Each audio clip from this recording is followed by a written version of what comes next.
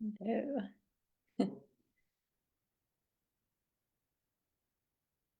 How's everyone doing today?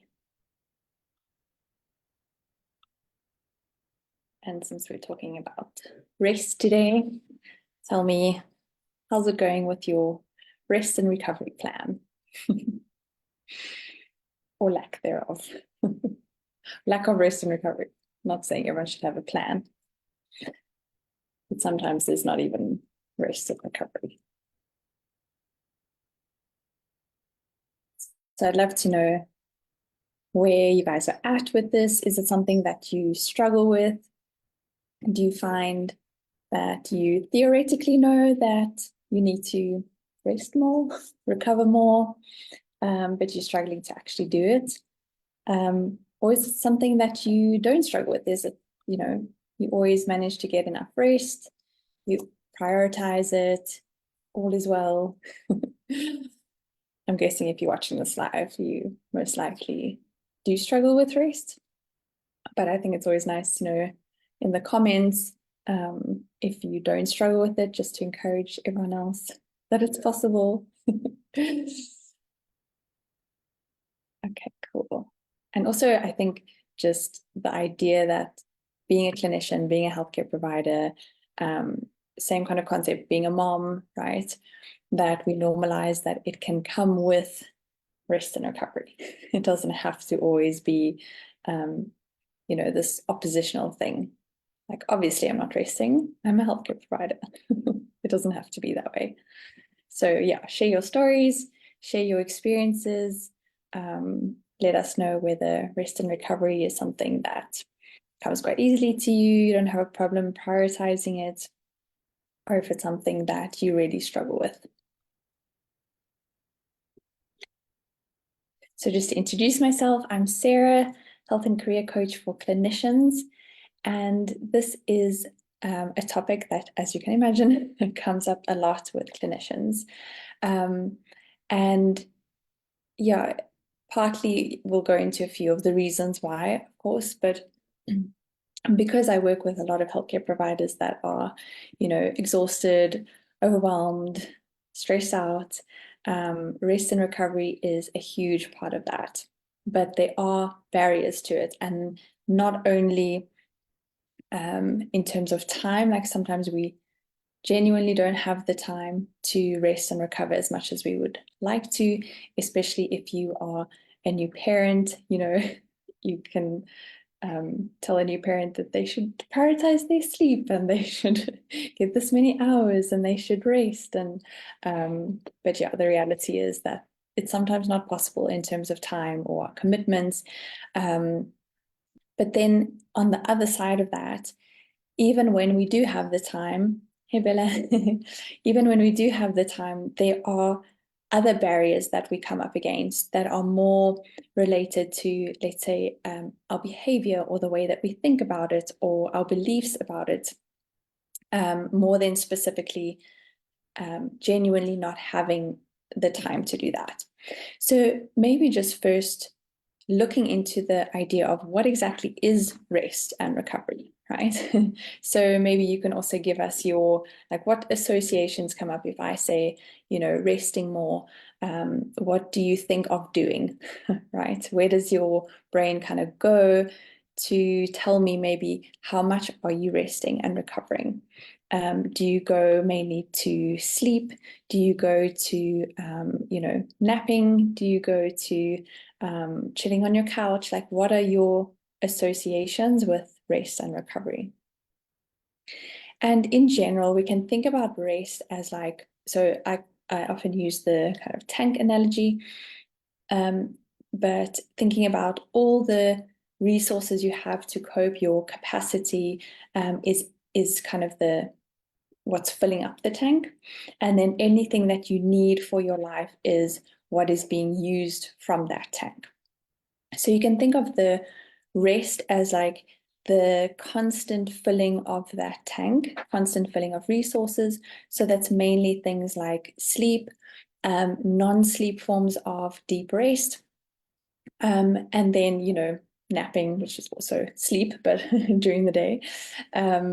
So we can use that as like, that is almost like this constant, like a tap that's almost constantly pouring into our tank. Hopefully that you're getting, that regular sleep, regular, other forms of deep rest. And then thinking of recovery as more anything that you are taking out, you are then putting back into the tank. So let's say, for example, if you go and do a workout, you go for a run or you go surfing or whatever it is that you like to do, your recovery will involve putting back whatever resources that activity use of you, right? So another example could be, when we go into our workday, we're using a lot of mental and physical and emotional resources. And how are you taking that and recovering those resources back into your tank after a long day at work, for example? So rest being like the constant resource filling of the tank, the recovery being looking at anything that is demanding resources of you, anything that you are doing in your day, and what is that taking from your resources, and how are you then putting that back in? And then resilience, I sort of just think of as a sort of extra term of often when we are putting back in more than we took out, then we are even more we have even more capacity for the next thing that comes on our path. Or even just going through that process of engaging with something and then recovering from it, we gain resilience in that regard. So, for example, anytime you are, let's say when we are seeing a certain amount of patients and the mental and physical and emotional load that has on us, right? When we engage in that and then we recover appropriately, we are then more able to see that amount of patients in the future and be able to handle it. A lot of us will have had that experience where we're coming from like seeing absolutely no patients or like one, maybe two patients in a day to like a really busy practice. And sometimes you're in a situation where that's built up slowly, but sometimes you move, to a new country or get a new job or something like that, and you suddenly are met with like a very sharp increase in the amount of patients that you're seeing. And for the first while, that's really intense. But then as you are doing that, getting used to it, recovering from that, you're building up the capacity and, sort of practicing the ability to be able to do that. So you can think of resilience as sort of being more able in the future to cope with that same thing than you were the first time or a previous time. Okay, so so sort of thinking of that idea of like bouncing back further than you fell. That sort of resilience, whereas like recovery is just kind of coming back up to where you were type of thing. Okay, cool. So just now that we have sort of a general idea of what rest and recovery are, there is also a resource, I should get the name, but essentially describing like 7 different types of rest. So there's like physical rest, there's emotional rest, there's creative rest, there's things like sensory rest. So people who are, overwhelmed or that stimulation of sensory input, that you're having a time where you have a lack of that sensory input. Or if you had, an emotional load and then you are having rest where you're not having to essentially perform any emotional labor. So I'm just going to get those names quickly, but I will post this resource in the as a link in the post as well. So physical rest, mental rest, emotional rest, sensory rest, creative rest, social rest, and spiritual rest. So it's almost a similar idea to when we talk about deep rest. Talking about deep health, your rest and recovery is also deep in the sense that it is in every area of your life, right? So you can have demands in your mental health, emotional health, physical health, environmental, existential, which one did I leave out? relational. So all of these things can have stresses and demands, but you can also recover in each of those areas. So thinking about rest and recovery in sort of a wider sense than just sleeping. Okay, so now that we know kind of what it is, let's think about if you had to say, I'm really prioritizing my rest and recovery. So if I asked you, are you prioritizing your rest and recovery? And you say, yes, absolutely. Tell me like what that looks like.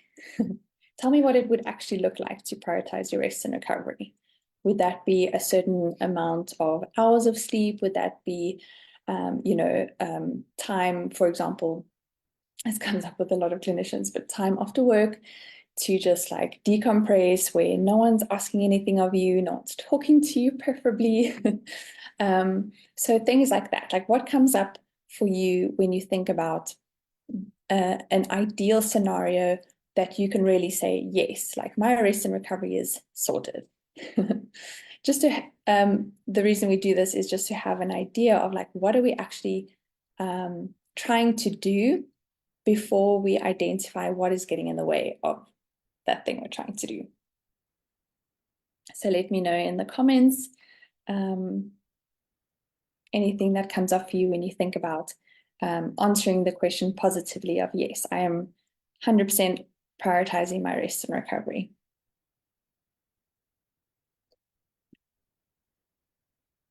Maybe not 100%, let's say.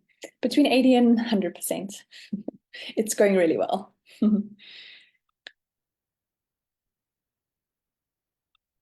Okay, cool. So now we're going to do the exercise where we're essentially identifying some of the barriers.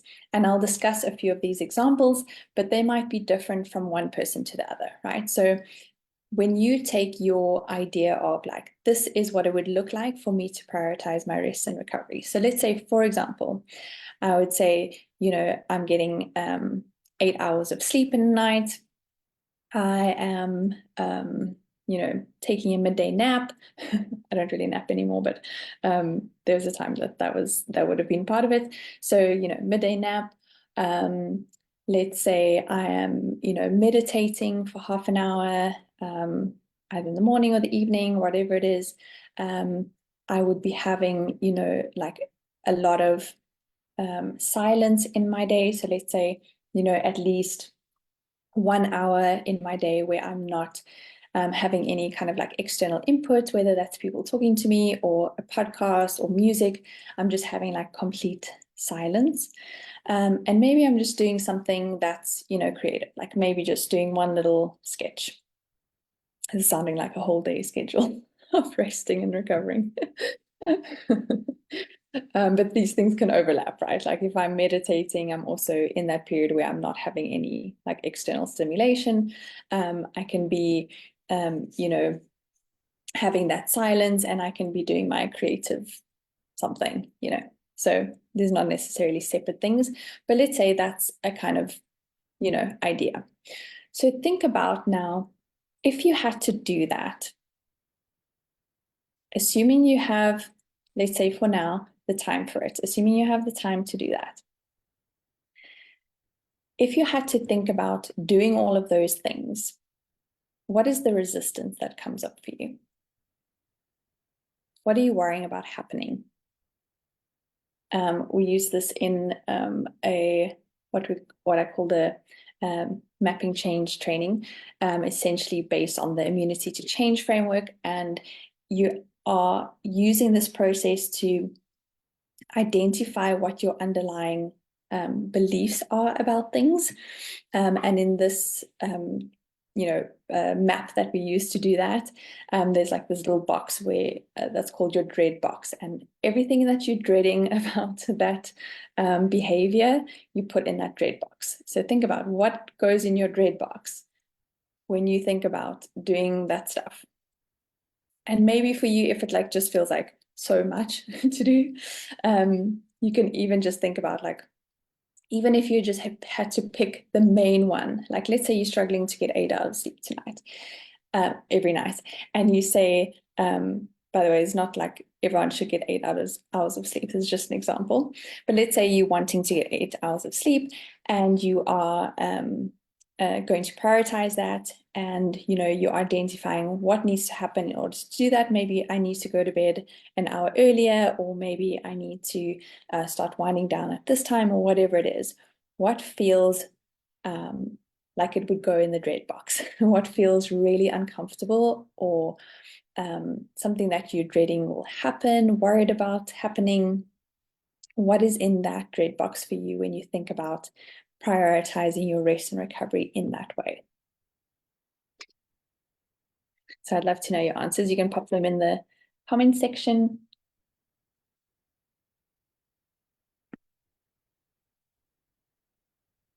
And let us know what kind of resistance comes up for you.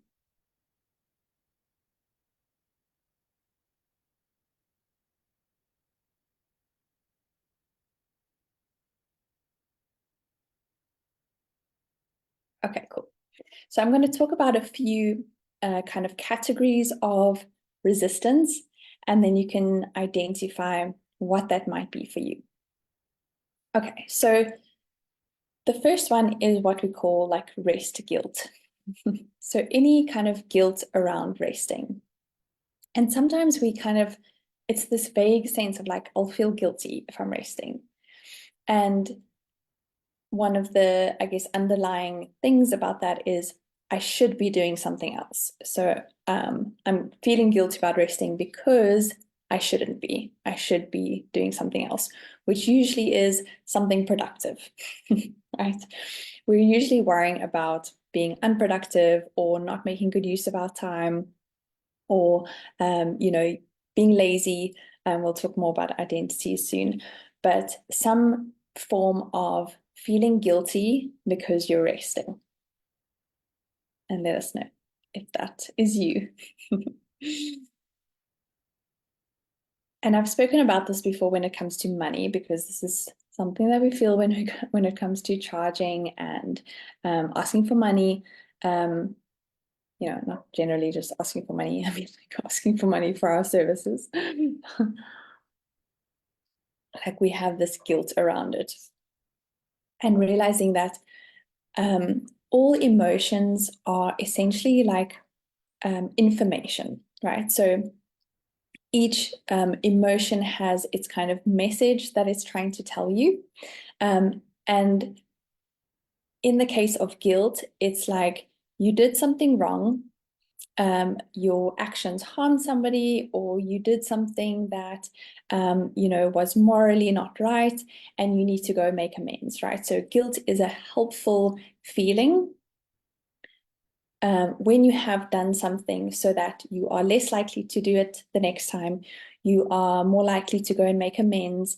And so in the case of resting or charging for our services, we can look at why might we be feeling guilt when we do those things, right?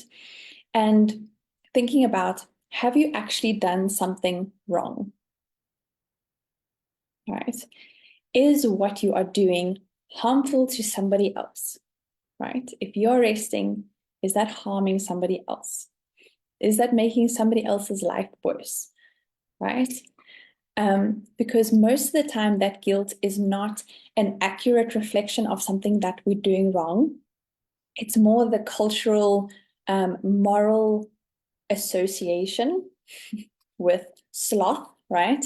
That idea that we can be lazy and slothing around, that like kind of moral cultural judgment of rest is what we are feeling guilty for when we rest. So productive is good, resting is bad, right?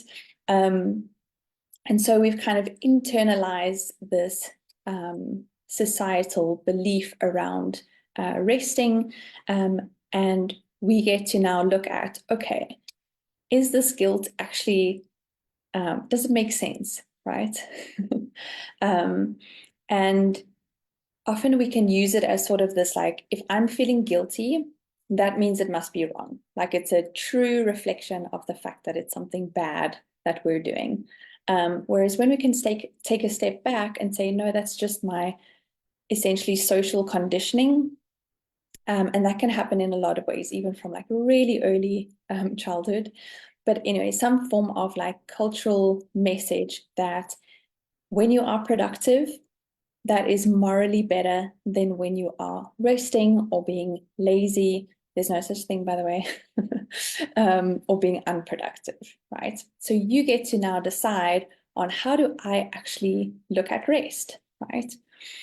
Even if you had to think of, for an example, if I'm not seeing a patient in a period of time, that might be seen as, oh, I'm being selfish or I'm doing something wrong because I'm not helping someone in that period of time. But we then get to look at that and say, if I am resting, if I'm taking my time out, if I am recouping essentially those lost resources out of the tank, right? I am better able to help when I am helping.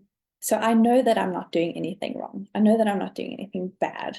I'm not going to get into trouble, right? But we have to often be the person that's then questioning that and practicing new beliefs around that, knowing that our social conditioning is going to make us feel guilty for something that isn't even wrong, right? So isn't harming anybody, isn't doing anything detrimental to other people. The second kind of thing that might show up for you is what's called revenge bedtime procrastination. And so this can show up in different forms, but essentially what they found is that people who, I think it was specifically in factory workers, the initial study, but I think there's been a few since then, but factory workers who essentially work from like crazy early hours of the morning to crazy late hours in the evening would then come home and then they would still procrastinate on actually going to bed. Even though, they only had this short period of time to sleep and they would be sleep deprived because they're not getting enough sleep. But that procrastination on going to bed was essentially their way of like taking back control of their day when they haven't had any autonomy and control over the whole day. So it's like, finally, and parents might relate to this, but it's like, finally, I have some time that's for me, or that I can do what I would want to do in this time. So I'm not going to use that time sleeping, right? I'm going to, I don't know, scroll Instagram, or I'm going to read a book, or I'm going to, sit and watch TV with my partner, whatever it is, right? So this can show up if you're thinking about that whole like dread box, right? You can think about one of the dreads that might come up for you is I'm going to have less time with my partner. Another dread might be I'm not going to be able to, do the things I enjoy, like reading or scrolling Instagram or shopping online or whatever it is, right? So some kind of dread of I'm going to have to give up something if I go to bed on time. It can also kind of be this feeling of like my whole day is just like kind of I'd say like dictated almost, or like scheduled out. Like I'm just going from one thing to the next thing to the next thing. Like I'm going to work, then I'm coming home, and then I'm making food, and then I'm going to sleep. Like it just feels like your whole day is sort of this pre-programmed schedule that you're just sort of on repeat. And so sometimes we procrastinate going to bed because we just want to like do something different, something that's not just like my life's on autopilot. So that can be another category of things that we might be, resisting when it comes to rest and recovery. And then there's this whole idea of identities, right? And this is a lot of the stuff that's like underlying the things that I've been talking about. We have a lot of associations with resting and recovering. So if you think of someone that, always sleeps enough, takes naps, rests as soon as they get back from the day, they don't make extra plans because they just want to chill. They What else? But yeah, basically that person, that person that always is, not always, but like is a lot of the time sleeping and resting. Like you can see they are prioritizing that. What associations do you have with that type of person? And for most of us, that's something like, again, lazy, not hardworking. Someone phrased it as like, I couldn't cut it. Like they are in this, they were in law. So it was like this very kind of cutthroat industry, very kind of, working long hours. That's the culture, I guess, in that, in her career path. And then when she was trying to slow down, because she was noticing all the effects on her health, when she was trying to slow it down, her brain was like, that means that you couldn't cut it. Like you couldn't make it. Where everyone else could, you couldn't, right? So it's identities like that. Like I failed, I couldn't cut it. I'm lazy, I don't work hard. I'm selfish is a big one, especially for women and especially for women in healthcare. Double whammy. We have a lot of that. Like if I'm taking care of me, that means I'm selfish. My mom actually said this to me the other day. We were sort of coaching on her health stuff as well, and we were talking about she wanted to just like do a little time in the morning where it's just for her and she's not doing anything for anyone else and she's not taking care of other people and she's not having to listen to other people. She's just doing whatever she feels like doing. And the resistance that came up was, if I put my needs in front of other people's ever, not like all the time, right? If I ever do that, that is selfish. So you can imagine that if that is the underlying thought, how likely are you going to be to actually prioritize your own rest and recovery, right? Not very much. No one wants to be a selfish person. So I'd love to know, in terms of identities, like what comes up for you. The other one we had the other day was like not ambitious. If I rest, if I recover, if I prioritize that, that means I'm not ambitious.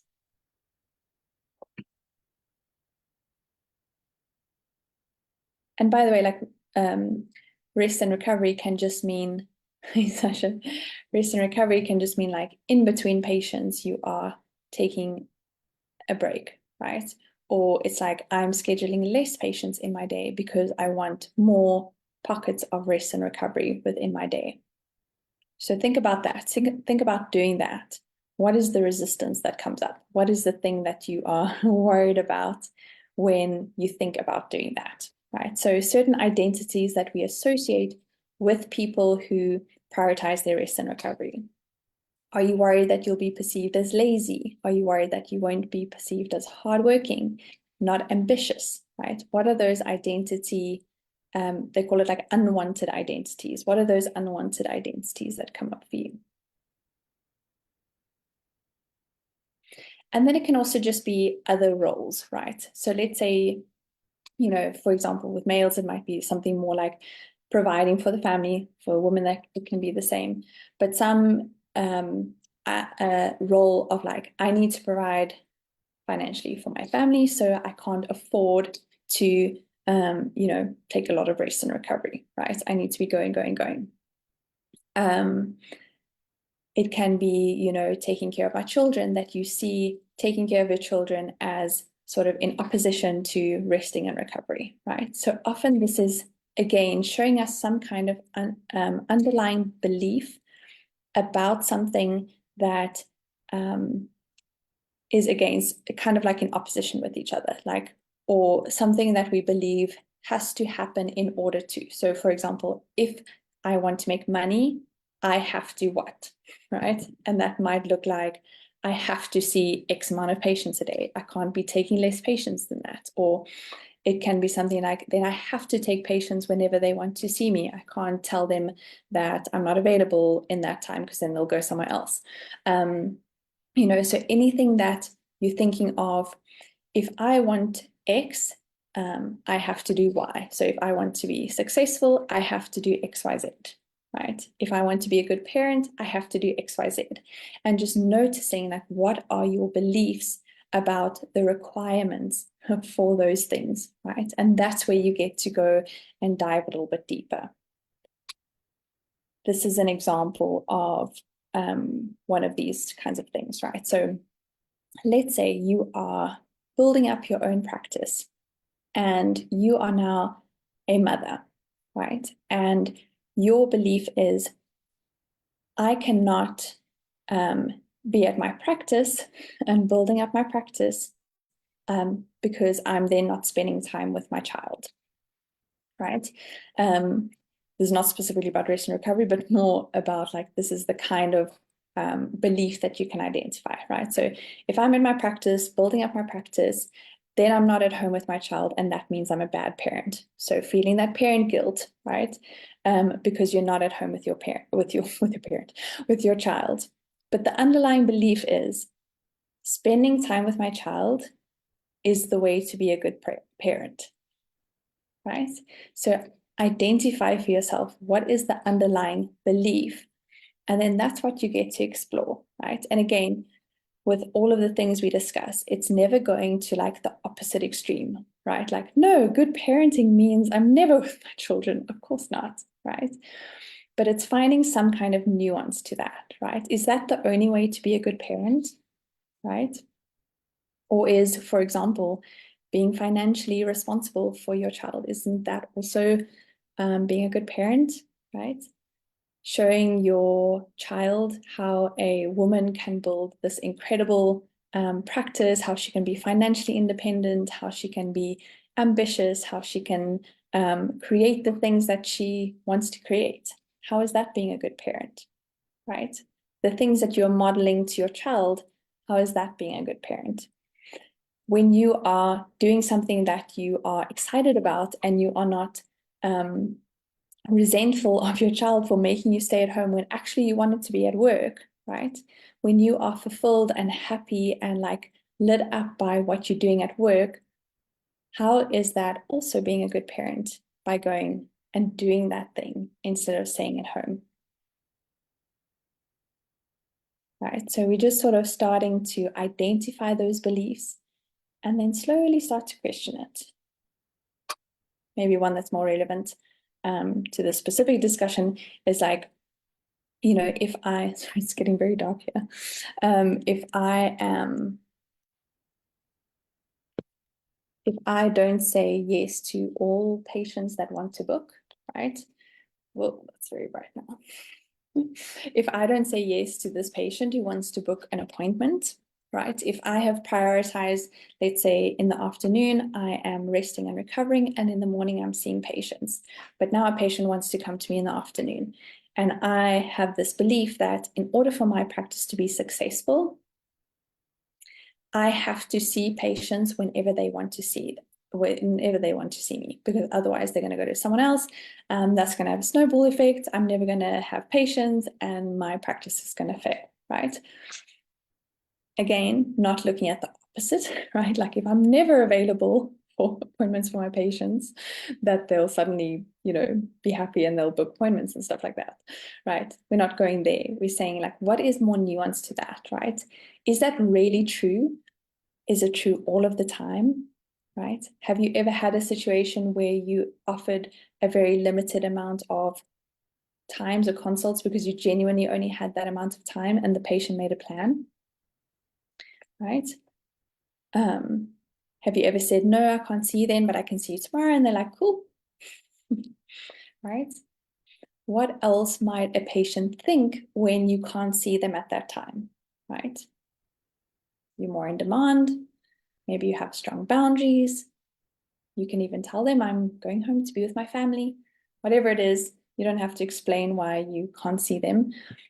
But they might have a different view of you than you maybe think they would, based on your belief about it, right? Like if I'm going home to rest, I'm being lazy, right? Or selfish because I'm not staying and seeing this patient, right?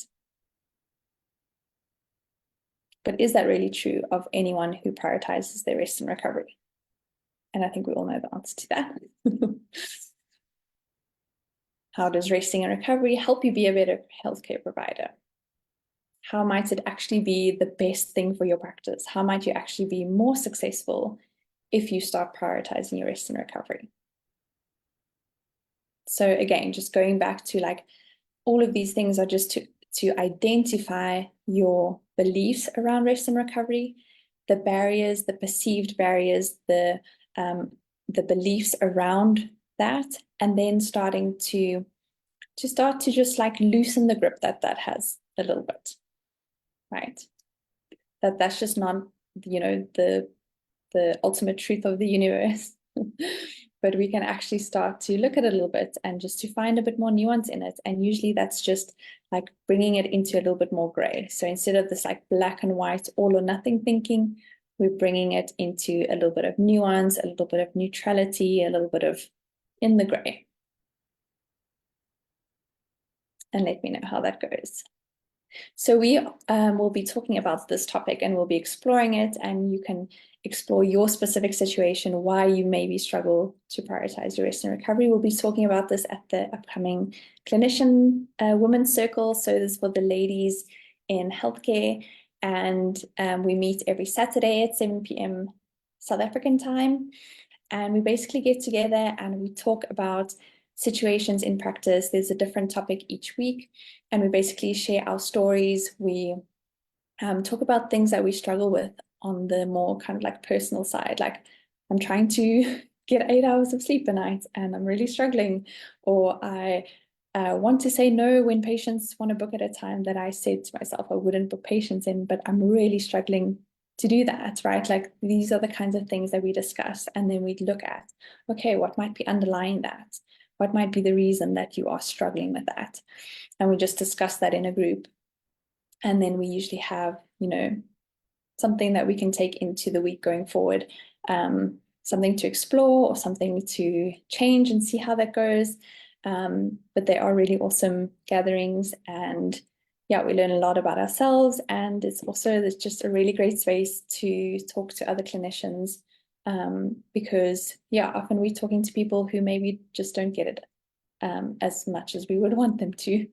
And this is where you can talk to other women in healthcare, and really, yeah, kind of talk about these things, because I don't think we have any other space that we really get to do that. So I hope you'll join us, and yeah, you can comment clinician, and I will send you the details of those meetings if you would like to join. Awesome. Have a great, what is it today? Wednesday. Chat soon. Bye.